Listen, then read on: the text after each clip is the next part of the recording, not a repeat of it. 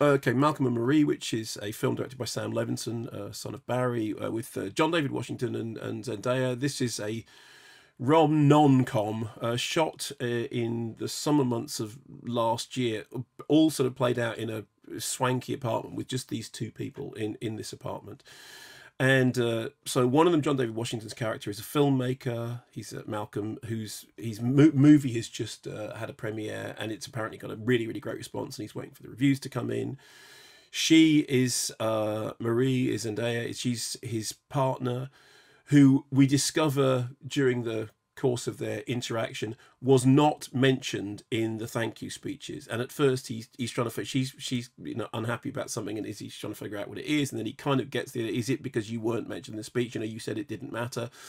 But then it turns out that it did matter, not least because the character that he wrote for this film, which has got great reviews, seems to be inspired by Marie.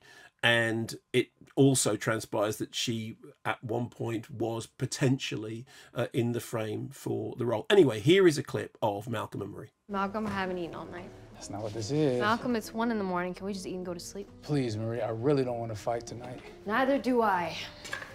That is why I'm making you mac and cheese. So you are angry? No. Was it the thing that Anthony said? No. The joke about you being a model? No. Wouldn't take it seriously. He's older from a totally different era. I didn't take it personally. Promise. Promise. Was it Taylor? No. You sure? Yes. Because I know how you get weird around Taylor. I do not get weird around Taylor. You get meek. Meek? Huh, really?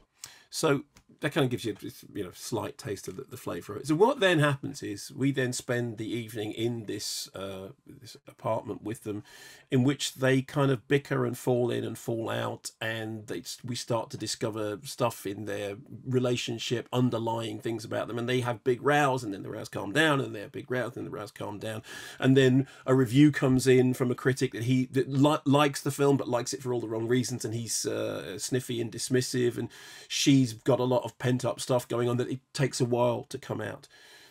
Here's the thing. I mean, it's a good-looking film, this kind of stylish monochrome, and it's very, very energetically played by by both players, and I'm looking at it and thinking, why am I not engaging? And I think the reason is twofold. Firstly, it absolutely runs like a play that never breaks out of being that.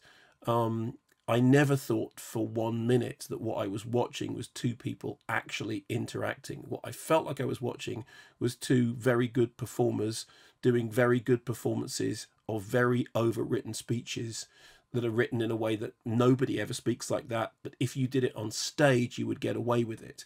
I was talking when we reviewed the film, the Netflix version of Boys in the Band, saying there are things in Boys in the Band which actually, weirdly enough, has a similar structure. People together in a room, and then during the course of the evening, everything comes out.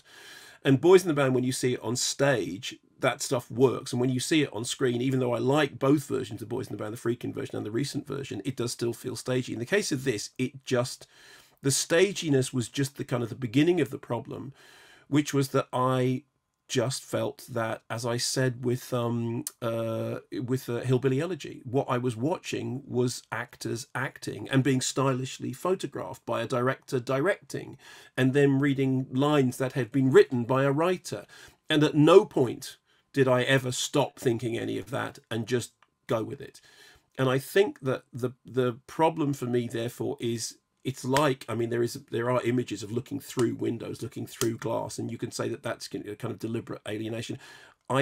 It felt like an exercise rather than an emotional reality, and it comes down to this for me.